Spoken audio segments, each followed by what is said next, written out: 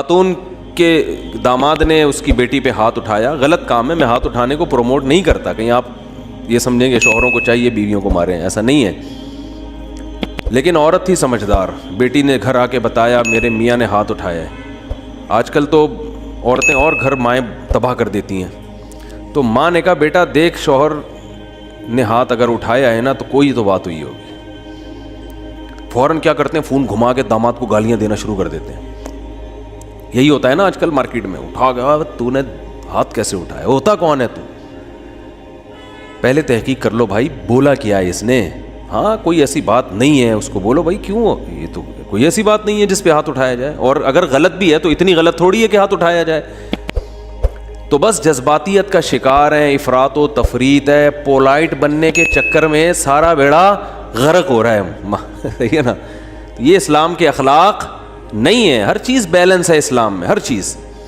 کتنا پیارا اصول ہے، بچے کو 7 سال کی عمر میں محبت سے سمجھاؤ، مارنے کی اجازت نہیں ہے، چھوٹا ہے بھائی، نماز پڑھے ٹھیک ہے، نہیں پڑھے تو بھی ٹھیک ہے، 10 سال تک برداشت کرو، 3 سال تمہارے پاس ہیں محبت کے لیے، 10 سال میں بھی نماز نہیں پڑھتا تو اب انسان لاتوں کے بھوت ہاتھوں سے نہیں سمجھتے، اب ہاتھ اٹھانا پڑے گا آپ کو، اب نہیں اٹھائیں گے تو یہ پولائٹنس نہیں ہے، یہ آپ کے نالائق ہونے کی، بولو نا بھائی، دلیل ہے، آپ کے نالائق ہونے کی دلیل ہے۔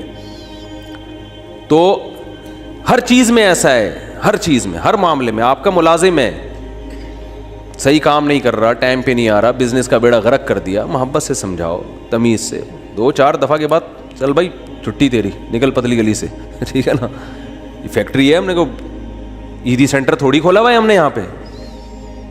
ہمارے ایک رشتہ دار فیصل آباد میں، ان کی فیکٹری تھی کپڑے کی، مجھے لے گئے، ویسے مجھے شوق بھی ہے چیزیں دیکھنے کا، کیسے بن رہا ہے، کیا ہو رہا ہے، تو ملازم بڑے تمیز سے کام کر رہے ہیں، میں نے کہا پہلی دفعہ دیکھا ہے ملازم اتنی تمیز سے، انہوں نے کہا ٹھڈے مار مار کے ان کو انسان بنائے، ٹھڈے مار مار کے کیا بنا ہے، کہہ رہے بیٹھے رہے، کہتے تھے جب آتا تھا سو رہے ہوتے تھے، کام ہی نہیں کرتے، دہاڑی پہ تو ایسا ہی ہوتا ہے نا، کمیشن پہ کام ٹھکا ٹھک ہوتا ہے، دہاڑیوں پہ کام ایسا ہی ہوتا ہے، تو یہ نہیں ٹھڈے وڈے نہیں مارے، تمیز، اصل تو تمیز ہی ہے، لیکن تمیز کی بھی ایک کیا ہے میرے بھائی، حد ہے، حد ہے تمیز۔ تو مسلمان چونکہ ہماری زندگیوں میں بیلنس ہی نہیں ہے، اصل تو اخلاق ہی ہیں، یاد رکھو، اصل کیا ہے، یہ نہیں کہ اصل سختی ہے، اصل کیا ہے، جو کام اخلاق سے ہوتا ہے وہ سختی سے نہیں ہوتا، اسلام نے اصل تو اخلاق سکھائے۔ آپ صلی اللہ علیہ وسلم نے فرمایا قیامت کے دن میرے سب سے قریب وہ ہوگا احسنہم اخلاقا، جس کے اخلاق سب سے اچھے ہوں گے۔ گالیاں، ٹھڈے، یہ کوئی تہذیب نہیں ہے، مار دھاڑ، گھروں میں چیخو پکار، گالیاں دے رہے ہیں رشتہ داروں کو، گالیاں بلب کے رشتہ داروں کو، بھائی کہ لائٹ اگر جا رہی ہے تو گالیاں دینے سے لائٹ تھوڑی آ جائے گی، ٹھیک ہے نا؟ نہ بلب کے رشتہ داروں کو گالیاں دینے سے لائٹ آئے گی، نہ بلب کو گالیاں دینے، آپ کی زبان کیا ہو جائے گی، خراب ہو جائے گی۔ تو اصل تو اخلاق ہی ہیں۔ حضرت انس بن مالک رضی اللہ تعالی عنہ نے 10 سال نبی کی خدمت کی ہے، بچے تھے، فرماتے ہیں ایک دفعہ بھی ایسا نہیں ہوا کہ میں نے کوئی کام نہیں کیا اور آپ نے یہ پوچھا کیوں نہیں کیا، اور میں نے کوئی کام نہیں کرنا تھا اور کر دیا تو آپ نے یہ پوچھا ہو کہ کیوں کیا، بس جتنا کام کر دیا ٹھیک ہے، نہیں کیا تو بھی ٹھیک ہے۔ نبی صلی اللہ علیہ وسلم نے حضرت انس بن مالک کو ایک دفعہ کسی کام سے بھیجا، وہ بچے تھے، بجائے کام کرنے کے بچوں میں کھیلنے لگے جا کے، تو آپ صلی اللہ علیہ وسلم گئے، دیکھا بھائی کہاں ہیں، تو دیکھا وہ تو کھیل رہے ہیں، تو آپ صلی اللہ علیہ وسلم حضرت انس بن مالک کے پیچھے جا کے کھڑے ہو گئے۔ حضرت انس نے پیچھے مڑ کے دیکھا تو آپ صلی اللہ علیہ وسلم کھڑے ہوئے مسکرا رہے ہیں، کچھ بھی نہیں کہا۔ سمجھ رہے ہیں وجہ کیا ہے بھائی، یہ تو اپنی ان کی والدہ نے گفٹ دیا ہے نا خدمت کے لیے، تو اپنی مرضی سے خدمت کر رہے ہیں، اس میں سختی کیسی، ٹھیک ہے خدمت کر دی تو بھی، اور بچوں کے ساتھ تو ویسے بھی شریعت میں سختی نہیں ہے، بچوں کے ساتھ تو بہت نرمی ہے۔ میں تو وہ جو ٹھڈے مارنے کی بات کروں تو 30-35 سال کے تھے نا جو پڑے ہوئے ہیں، تو آپ صلی اللہ علیہ وسلم کے ہمیں سیرت میں سختی بھی ملتی ہے اور نرمی بھی۔ رحمت للعالمین، ایک ایتھیس نے اعتراض کیا یہ رحمت للعالمین ہے اور جناب گردنیں اڑانے کا حکم بھی دے رہے ہیں، یہ کیسے رحمت للعالمین ہے؟ بھائی رحمت للعالمین کا یہ مفہوم کہ کسی کو کچھ بھی نہ کہیں یہ رحمت نہیں ہے، یہ انسانیت کے لیے زحمت بن جائے گی یہ عادت، تو کیونکہ اس صفت کو فالو کرنا ممکن نہیں ہے۔ رحمت کا معنی ہر لحاظ سے جامع شخصیت ہیں آپ صلی اللہ علیہ وسلم۔ مشہور واقعہ کئی بار سنا چکا ہوں، دوبارہ سنا کے بس پھر آگے بڑھتا ہوں، کہ ایک شخص نبی صلی اللہ علیہ وسلم کی جاسوسی کر رہا تھا، گرفتار ہو گیا، تو آپ نے حکم دیا اس کی گردن اڑائی جائے۔ اب دیکھو گردن اڑانے کا حکم دینا بظاہر یہ رحمت کے خلاف ہے نا۔ ہم کہتے ہیں نہیں بھائی گردن کیوں اڑائی جائے، اسلام تو بہت وسیع مذہب ہے، ٹھیک ہے نا، اللہ بہت غفور رحیم ہے۔ آپ صلی اللہ علیہ وسلم نے حکم کیا دیا؟ گردن، کیونکہ نہیں اڑائی تو یہ اپنے ساتھیوں کے ساتھ ناانصافی ہوگی، کل دوبارہ جاسوسی کرے گا۔ ہمارے ساتھ پہلے اپنے لوگ ہیں، لیکن اس نے اپنی 6 بیٹیوں کا واسطہ دیا کہ میری 6 بیٹیاں ہیں، میں 6 بیٹیوں کا باپ ہوں، آئندہ نہیں کروں گا۔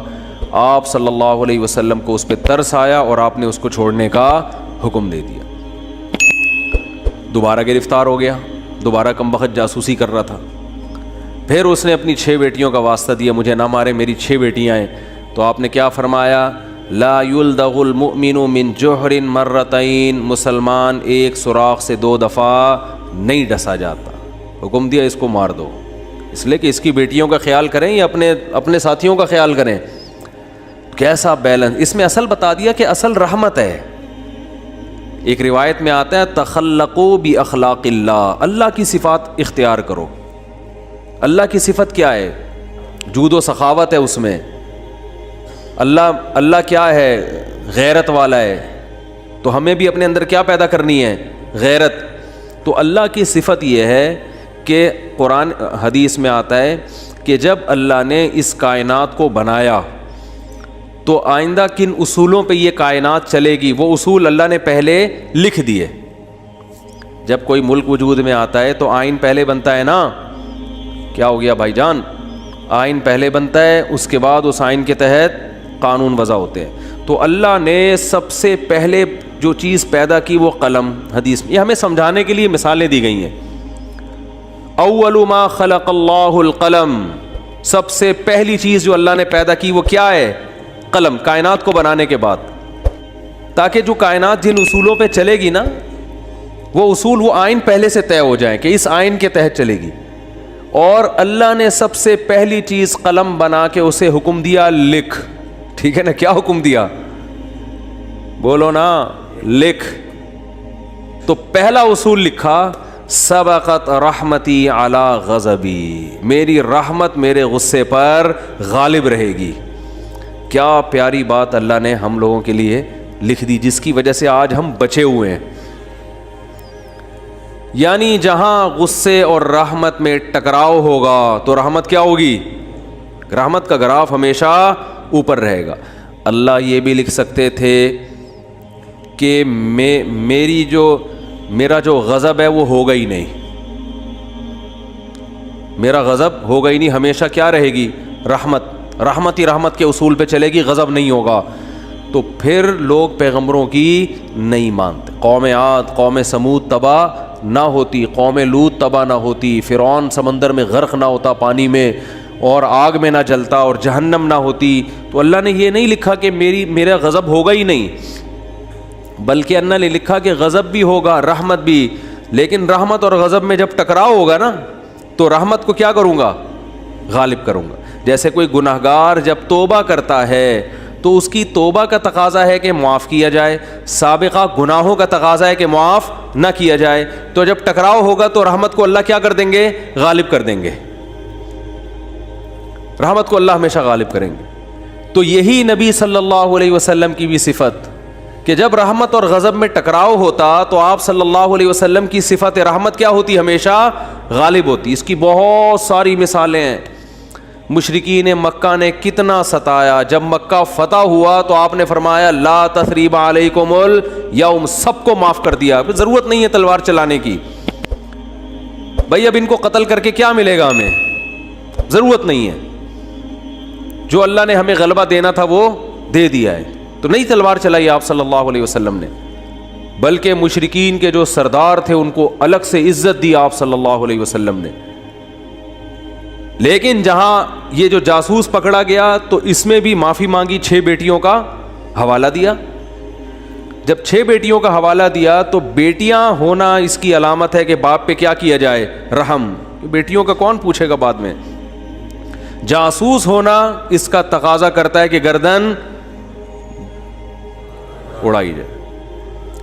تو یہاں بھی رحمت اور غضب کیا ہو رہے ہیں, بولو بھائی, ٹکرا رہے ہیں. اس لیے آپ صلی اللہ علیہ وسلم نے کیا حکم دیا, چھوڑ دو. بیٹیوں کا واسطہ دے رہا ہے. دوبارہ جب پکڑا گیا ہے تو اب بھی اگر چھوڑنے کا حکم دے دیا جاتا تو اس کا مطلب صفت غضب ہے ہی نہیں. اور یہ بہت خطرناک چیز ہے کہ آپ کے اندر غضب کی اور انتقام کی صفت ہی ختم ہو جائے, انتقام لیس ہو جائیں. اس کا مطلب آپ قوم کے لیڈر نہیں بن سکتے, آپ قوم کو گائیڈ نہیں کر سکتے, آپ قوم خود بھی ڈوبو گے, قوم کو بھی ڈبو دو گے, آپ برباد ہو جاؤ گے. تو میں یہ اتنی ڈیٹیل میں اس لیے بیان کر رہا ہوں کہ یہی چیز ہمیں بھی اپنانے کی ضرورت ہے. اصل پیار ہے, اصل محبت ہے, اصل رحمت ہے, اس کو غالب رکھنا ہے ہمیشہ. لیکن انتقام لیس بولو نہیں بن جانا, غضب لیس بولتے کیوں نہیں, کیا ہو گیا, نہیں بننا ہے.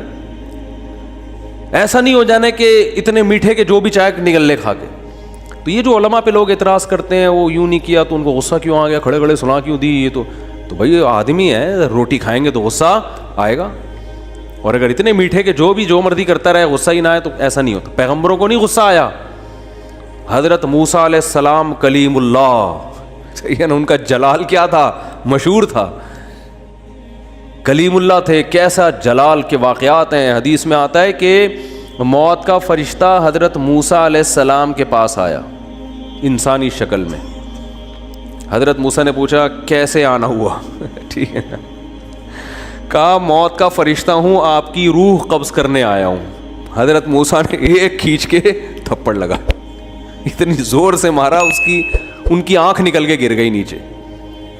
وہ اللہ کے پاس گئے, اللہ اپنے کس بندے کے پاس بھیجا ہے تو نے مجھے, ہے بھائی. پتہ نہیں حضرت موسیٰ کو غصہ کس بات پر آیا, اسٹائل ان کا ایسا ہوگا, ہے بھائی, یا کیا وجہ, وہ تو حضرت موسیٰ ہی جانتے ہیں. ظاہر ہے پیغمبروں کو ناحق غصہ نہیں آتا, لیکن اللہ بس ایک حضرت موسیٰ کی جو جلالی صفت ہے نا اس کا اظہار کرنا چاہتے تھے کہ دشمنوں کو کہ ان سے بچ کے رہو, ٹھیک ہے. انہوں فرشتے کے تھپڑ لگا دیا تو تھوڑا سا احتیاط رکھو ان سے. تو اصل کیا ہے میرے بھائی, اصل محبت ہے. یہ میں اس لیے بتا رہا ہوں کہ بعض لوگ الٹی کوالٹی ہوتی ہے ان کے اندر. اصل غصہ ہے, جب دیکھ لیں غصہ جاری نہیں ہو رہا تو پھر تمیز پہ آ جاتے ہیں وہ, ٹھیک ہے نا. شروع میں کیا کرتے ہیں, غصہ اور مار دھاڑ اور گالیاں یہاں سے شروع کرتے ہیں پہلے, یعنی آپشن یہ ہوتا ہے ان کا. اگر اس سے بندہ قابو میں نہیں آیا تو ان کو اندازہ ہو جاتا ہے یہ قابو میں آنے والا نہیں ہے, پھر وہ کس سے بات کرتے ہیں, تمیز سے بات کرتے ہیں. بالکل اس کی مثال ہے, ایک آدمی نے کسی کے چاقو رکھا, بولا تیری جیب میں جو کچھ ہے نکال دے, اس نے ٹیٹی نکال دی, ٹھیک ہے. اب یہ کہہ رہے تیری جیب میں جو کچھ ہے نکال دے, ٹھیک ہے. یعنی سامنے والا اگر آپ سے بھی بڑا فنٹر نکل آیا, آپ سے بھی بڑا فنٹر نکل آیا تو پھر آپ کہتے ہو بھائی یہاں تمیز, یا تمیز سے بات کے علاوہ آپ کے پاس کوئی آپشن نہیں, فوراً غصہ ٹھنڈا ہو جاتا ہے. تو یہ غلط ہے. نہ تو غصہ لیس ہو جانا ٹھیک ہے کہ کچھ بھی ہوتا رہے, اور چونکہ میاں بیوی میں بہت ہو رہا ہے آج کل, یہ بہت زیادہ پھڈے جھگڑے, داماد ایک نمبر کا ہیروئن چرسی کہیں کا الو کا, کیا بولوں میں, اور برداشت پہ برداشت, نہیں کل ٹھیک ہو جائے گا, نہیں پرسوں ٹھیک ہو جائے گا. وہ بھائی نہیں ٹھیک ہوگا, یہ چھوڑ دو اس کو. نہیں جی اللہ کی رحمت بہت بڑی ہے, ہو سکتا ہے ٹھیک ہو جائے. بھائی اللہ کی رحمت بڑی ہے اس کا یہ مطلب ہے ہی نہیں. اس کا مطلب ہے کہ چھوڑ دو تو اللہ کی رحمت بڑی ہے, کوئی دوسرا دلا دے گا اللہ. جب ثنا خان کو مفتی انس مل سکتے ہیں اور مفتی انس کو ثنا خان مل سکتی ہے, تو اس کا مطلب کسی کو کسی بھی ٹائم پہ کچھ بھی مل سکتا ہے. دو انتہائیں ہیں نا, ایک مولوی اور ایکٹریس کی آپس میں شادی ہو گئی, تو اس کا مطلب کسی کی کسی بھی ٹائم پہ کسی پہ بھی شادی ہو سکتی ہے. رشتوں کی کمی مارکیٹ میں نہیں ہے. تو ایسے ایسے الٹے الٹے لوگوں کو لوگ برداشت کر رہے ہیں کہ ہو سکتا ہے کل ٹھیک ہو سکتا ہے. بھائی ایک حد ہے, حد ہر چیز میں کیا ہے, ایک لمٹ ہے. اولاد بگڑی ہوئی ہوتی ہے, میں والدین کو کہتا ہوں بھائی اپنے بیٹے کو ایک حد تک تربیت کرو, نہیں آ رہا نا قابو میں, نکلو. بولو پتلی گری سے سامان گھر سے اٹھا کے کیا کرو, نکلو. زیادہ نہیں بدماشی ہے, تیرے باپ کا گھر ہے, تیرا گھر نہیں ہے. ہاں سارے 100% درست نہیں ہوتی اولادیں, کچھ تو باپ کو بھی برداشت کرنا پڑتا ہے اولاد کی خاطر, لیکن وہ بھی ایک حد ہے نا, حد سے زیادہ تھوڑی ہوتا ہے, حد سے زیادہ نہیں ہوتی کوئی بھی چیز. پھر اس میں ایک اصول یہ بھی ہے کہ یہ دیکھا جائے گا بڑا نقصان کس میں. لوگ کہتے ہیں اگر تعلق ختم کیا تو یہ ہو جائے گا, یہ ہو جائے گا. بھائی تعلق ختم کیا تو یہ ہو جائے گا, نہیں کیا تو یہ ہو جائے گا, تو دونوں میں پلس مائنس کیا کرو کہ زیادہ نقصان کس میں. ہمیشہ اس اصول پہ زندگی گزرتی ہے. یاد رکھو دنیا میں سارے فائدے کی چیزیں کبھی بھی حاصل نہیں ہوتی, ہر کام کے کچھ سائیڈ ایفیکٹ ہوتے ہیں. عقل مند آدمی یہ دیکھتا ہے کہ سائیڈ ایفیکٹ زیادہ ہیں یا اس کے بینیفٹس زیادہ ہیں. اس اصول پہ زندگی گزاری جاتی ہے. اگر اس اصول پہ زندگی نہیں گزارو گے ساری زندگی کبھی کوئی فیصلہ آپ سے ہوگا ہی نہیں. سمجھ رہے ہو کہ نہیں سمجھ رہے؟ ساری زندگی کنفیوز رہو گے اور کبھی کوئی فیصلہ آپ سے ہوگا ہی نہیں. ہمیشہ اس اصول پہ زندگی گزرتی ہے کہ یہ کام کرنے میں بھی نقصان, نہ کرنے میں بھی, کرنے میں زیادہ یا نہ کرنے میں زیادہ. اس کو پلس مائنس کر کے فوراً رپورٹ مارکیٹ میں لایا کرو, ٹھیک ہے نا, اور رپورٹ خود تیار کرو, کرنا ہے بھائی کہ یہ سائیڈ ایفیکٹ ہیں اس کے, تو یہ برداشت کریں گے. جیسے اینٹی بائیوٹک ہے, کچھ سائیڈ ایفیکٹ ہوتے ہیں, اب ہوتے ہیں تو ہوتے رہیں, کیا خیال ہے؟ تو میں یہ عرض کر رہا تھا کہ اللہ تعالیٰ کا کیا اصول ہے. اللہ تعالیٰ نے بھی کتنی بڑی اللہ کی رحمت, لیکن اللہ نے اس کا ایک اصول اور ضابطہ بنا دیا کہ آخرت میں اس کو نہیں بخشوں گا جو مجھے نہیں مانے گا یا میرے ساتھ شرک کرے گا, کچھ بھی ہو جائے, چاہے پیغمبر کی سفارش کیوں نہ آ جائے, بلکہ پیغمبر پر پابندی لگا دوں گا کہ آپ کو ان کی سفارش کی اجازت نہیں ہے. یہ بہت بھائی, اس سے پتہ چلتا ہے ایمان بہت بڑی نعمت ہے. آج مسلم گھرانوں میں بات بات پر ایمان سے